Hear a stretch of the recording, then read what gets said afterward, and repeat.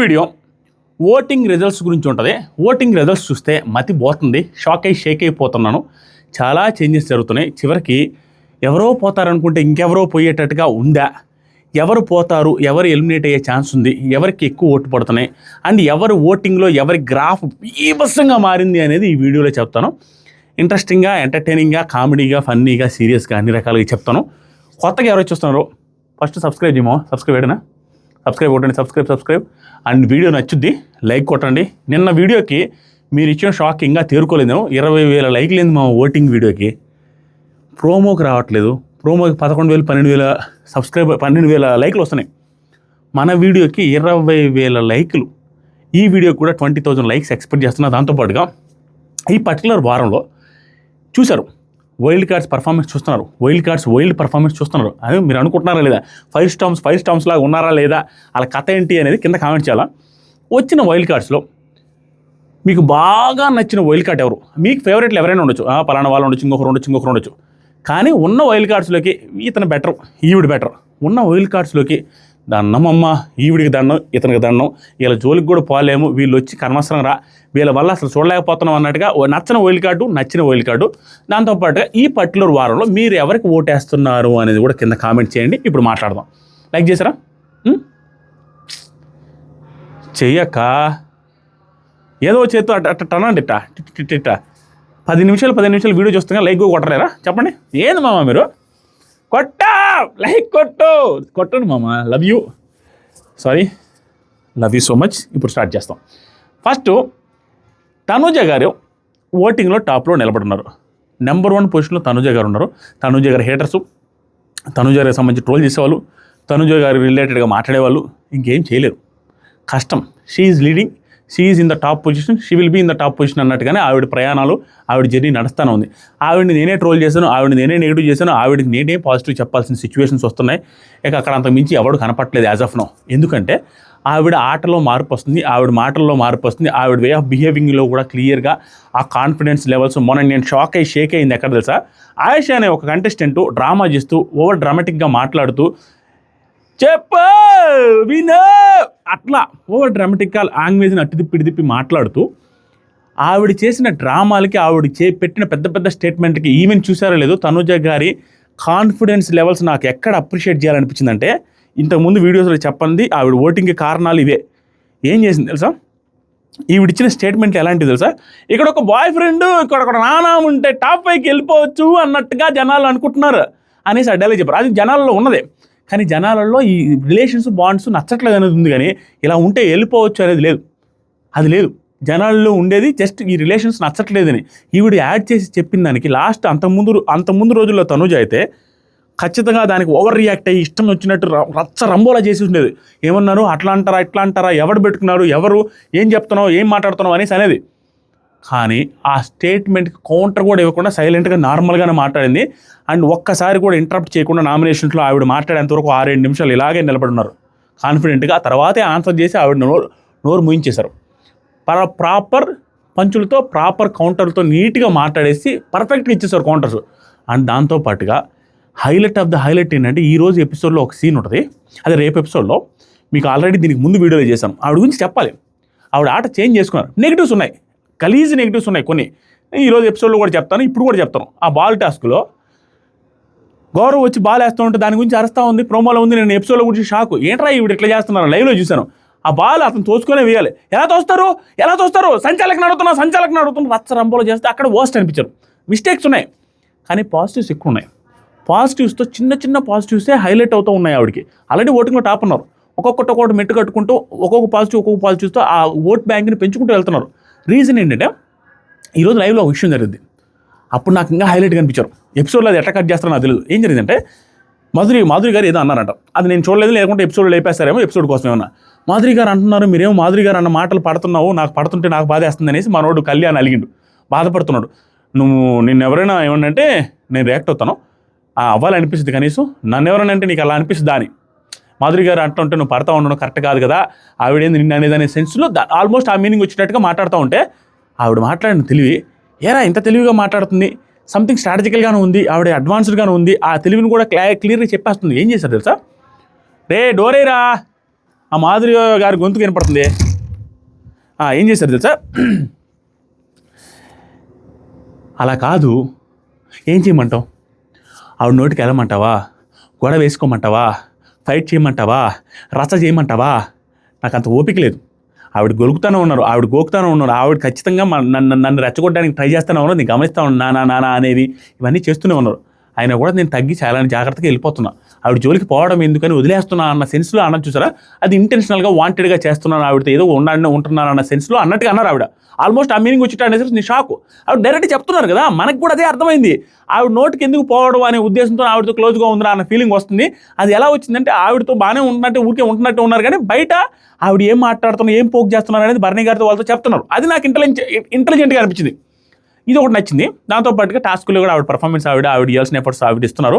ఈరోజు క్యాప్టెన్సీ టాస్క్లో ఆవిడికి హైలైట్ ఏంది తెలుసా, ఒక్కొక్కసారి నువ్వు ఇంపాక్ట్ క్రియేట్ చేస్తే హౌస్లో, నీ చుట్టూ తిరుగుతున్నట్టుగా హౌస్లో క్రియేషన్ వచ్చిందనుకో, నువ్వు అలా చేసుకున్నావు అనుకో, నువ్వు ఆడకపోయినా, నువ్వు మాట్లాడకపోయినా, నీకు సంబంధం లేని టాస్క్లో, నీకు అసలు ఎపిసోడ్లో స్కోప్ లేని ఎపిసోడ్లో కూడా నీ గురించే మాట్లాడుకుంటారు, నీ గురించే గ్రాఫ్ వస్తుంది.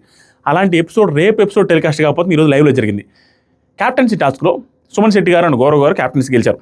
క్యాప్టెన్స్ అయ్యారు. ఒకేసారి ఇద్దరు క్యాప్టెన్స్. ఈసారి ఆ ఇద్దరు క్యాప్టెన్స్ అయిన తర్వాత ఆయేషా గారు క్యాప్టెన్సీ టాస్క్లో పార్టిసిపేట్ చేసి ఓడిపోయారని క్యాప్టెన్సీ టాస్క్లో గొక్కబెట్టి ఎక్కి ఇంతవరకు సీజన్లో ఎవడూ ఏడవలేనంత, ఇంతవరకు సీజన్లో అందరూ కలిసి ఏడ్చిన దానికంటే ఎక్కువ ఒకేసారి ఒకే రోజు ఏడ్చారు ఆవిడ. అంత గట్టిగా, అంత దారుణంగా. ఈవిడేమన్నారు, ఎమోషన్స్లో డ్రామా ఎక్కువైంది అనేసి సుమన్ శెట్టి గారి చేత చెప్పి మరీ చెప్పించారు ఆవిడే. ఎమోషన్స్లో బాల్ ఇచ్చింది ఆవిడే, రీజన్స్ చెప్పింది ఆవిడే, అండ్ డైరెక్ట్గా నామినేట్ చేసేటప్పుడు ఈవిడ కూడా చెప్పింది ఎమోషనల్ డ్రామా చేస్తావు, ఎమోషనల్ బ్లాక్మెయిల్ చేస్తావు. ఇప్పుడు కూడా వెళ్ళేసి అయ్యో నన్ను వీళ్ళందరూ అన్నారే, ఎందుకో నానా నువ్వు వీళ్ళందరూ ఇట్లా అన్నారు నానా అనేసి నువ్వు మళ్ళీ ఇప్పుడు కూడా వేస్తావు, అదే చేస్తావు నువ్వు అనేసి అంతా హ్యూమిలియేటింగ్గా మాట్లాడిన ఈవిడ ఒక్క టాస్క్ ఓడిపోతే 2 days అయింది, 3 days అయింది వచ్చి ఈవిడ కుక్కబెట్టి ఏడుస్తుంటే నాకు తెలిసి అందరికీ కూడా గుర్తొస్తుంది. ఏంద్రా ఈ పిల్లే కదరా తనుజ అని అనింది, ఇంకో ఏడుస్తావు డ్రామా అది ఇదని ఎమోషనల్ అని, ఒక టాస్కే ఓడిపోతే ఏడుస్తున్నావు. ఆవిడ 35 రోజుల నుంచి ఉన్నప్పుడు ఏడ్చింది తప్పడుతున్నావు, వచ్చిన 2-3 రోజులకి 3-4 సార్లు ఏడ్చావు, ఏడ్చింది కూడా కుక్కబెట్టి ఏడ్చావు, అది కూడా ఏంటి అన్నప్పుడు తనుజ గారి రెఫరెన్స్, తనుజ గారి ప్రిఫరెన్స్, తనుజ గారు గుర్తుకొస్తారు. అప్పుడు హైలైట్ అనిపిస్తుంది. దాంతోపాటు ఆవిడ ఏడుస్తుంటే ఫస్ట్ ఓదార్చింది ఇమానిలని తనుజ గారే. ప్లీజ్ కామ్ డౌన్ అనేసి ఆవిడ నీట్గా ఓదారుస్తున్నారు తనుజ గారు. అక్కడ కూడా హైలైట్ అనిపించారు.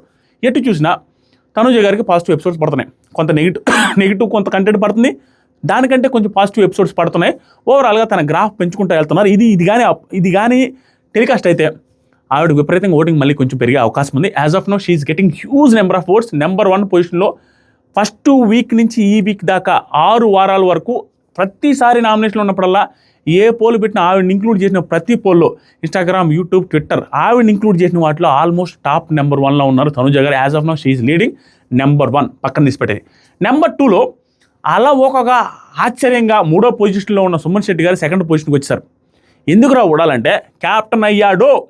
క్యాప్టెన్ అవ్వడమే కాదు, ఈ రోజు నైట్ ఎపిసోడ్లో నిన్నే లైవ్ చూసా, ఇవన్నీ మారిపోయినాయి, దారుణం అయిపోయింది. బిగ్ బాస్ లైవ్ 2 రోజులు నామినేషన్లు అవ్వగానే అటు తిట్టి ఇటు తిట్టి వచ్చి తలకాయ నొప్పి అయిపోతుంది. ఇప్పుడు ఏమైంది, నిన్న చూసాం లైవ్లో, అది ఈరోజు ఎపిసోడ్లో వస్తుంది. అదేం టాస్క్, బాల్ టాస్క్. ఆ బాల్ టాస్క్లో అందరినీ సర్ప్రైజ్ చేసిన వ్యక్తి సుమన్ శెట్టి అన్న. అందరినీ సర్ప్రైజ్ చేశాడు, ఈవెన్ గౌరవ్తో సహా. అన్నా స్ట్రాంగ్ ప్లేయర్ నువ్వు, బాగా ఆడావు నువ్వు, అన్నా అనేసి ఆశ్చర్యపోతున్నారు. అండ్ ఫస్ట్ ఎన్ఏ రిమూవ్ చేసి ఉండాల్సిందిరా ఆయన రిమూవ్ చేయొద్దు, ఆయన ఏం చేస్తారులే అనేసుకుని అందరు రిమూవ్ చేస్తే కానీ ఆ మనిషే బాగా ఆడిండు అనేసి సాయి శ్రీనివాస్ అంటాడు.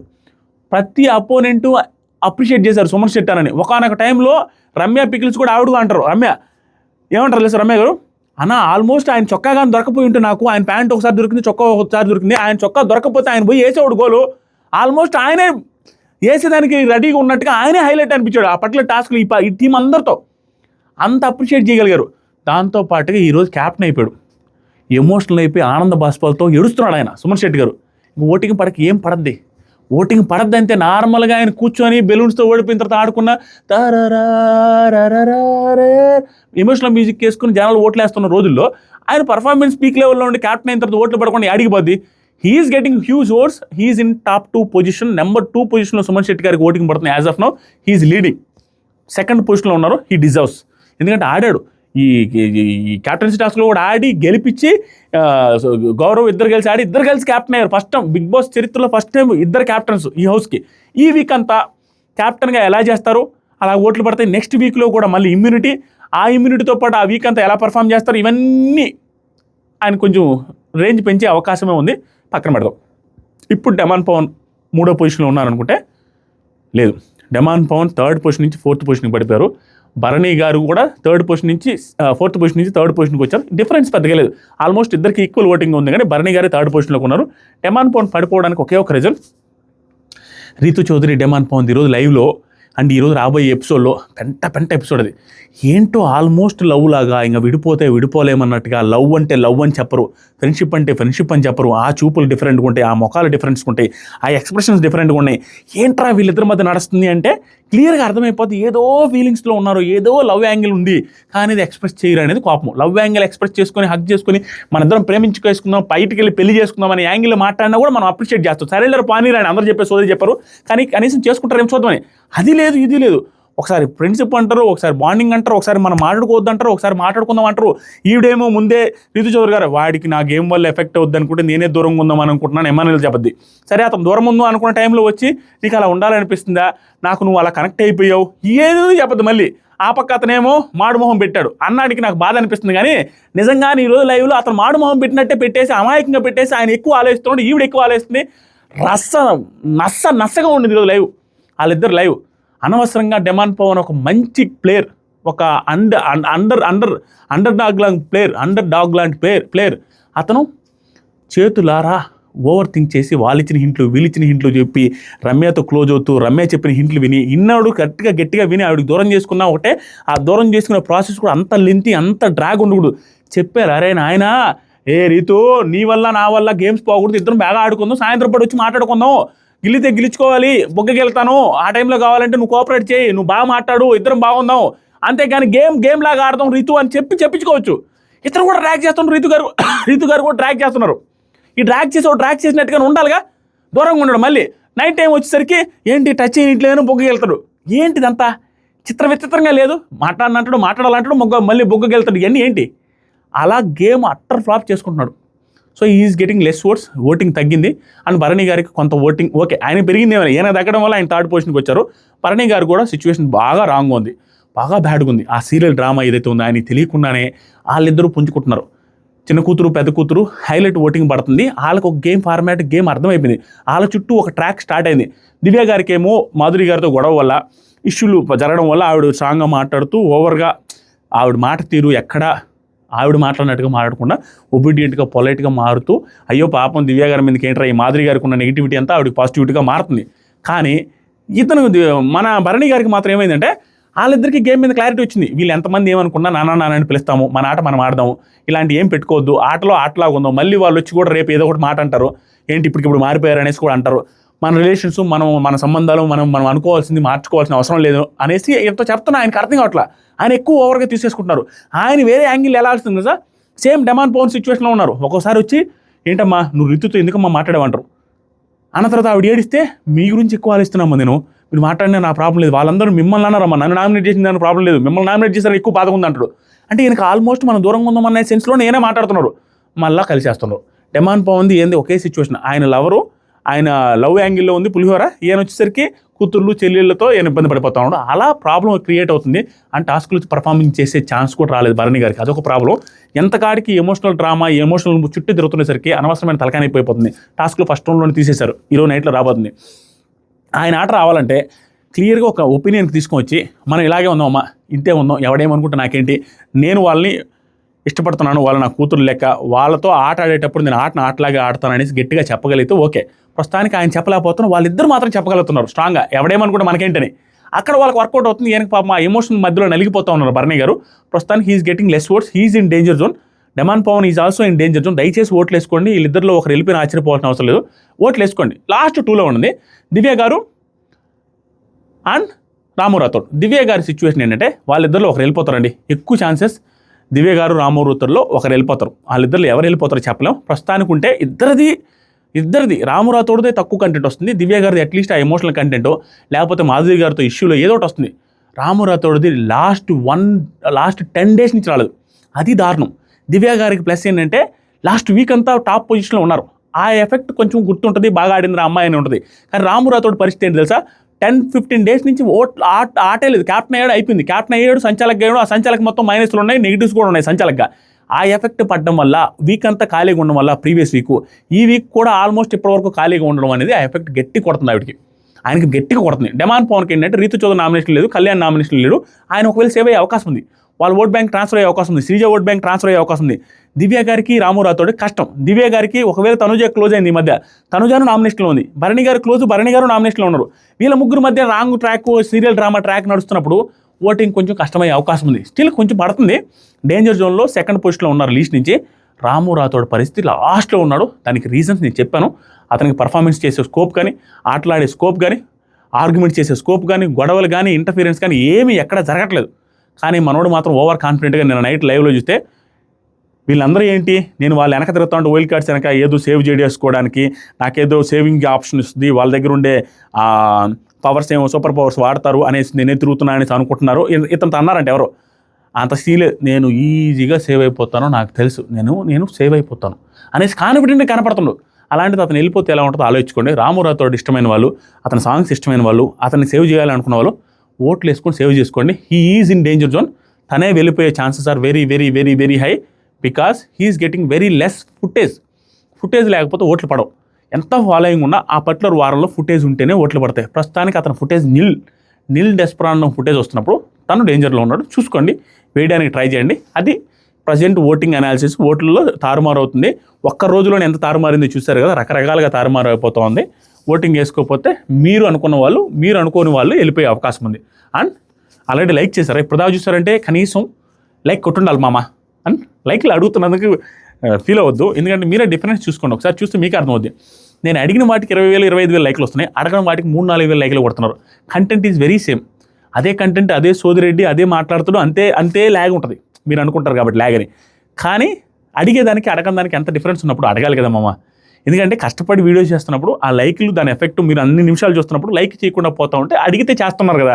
మీరేమో మంచోళ్ళు, అడిగితే చేస్తున్నప్పుడు అడగడంలో తప్పలేదు. దాని గురించి మాత్రం ఫీల్ అవ్వద్దు. థ్యాంక్ యూ, నన్ను డిమోటివేట్ చేయొద్దు. మెసేజ్ చేసి అన్నా నువ్వు లైక్లు అడగొద్దని ప్రేమ నా మీద ప్రేమ చూపిస్తారు, లైక్లు ఏం కొట్టరు. లవ్ యూ అండ్ సబ్స్క్రైబ్ చేయండి. 1 million సబ్స్క్రైబర్స్ కొట్టి తిరాలి. ఇలాంటి అప్డేట్స్ ఏదైనా ఎర్లీ అప్డేట్స్ ఏదైనా ఉంటే, ఎవరు క్యాప్టెన్ అయ్యారు, ఎవరు ఓడిపోయారు, ఎవరు నామినేట్ అయ్యారు, ఏ టాస్క్లు జరుగుతుంది, ఇలాంటి అప్డేట్స్ అని కామెంట్ సెక్షన్ ఇన్స్టాగ్రామ్ లింక్ ఉంది, దాని మీద క్లిక్ చేసి ఫాలో అయ్యి స్టోరీస్ చెక్ చేస్తూ ఉండండి. దాంట్లో పెడతా ఉంటాను. లవ్ యూ, బాయ్ మామ. ఇది ల్యాగ్ చేసానా? ల్యాగ్ ఏం చేయలే, 15 నిమిషాలే మామ.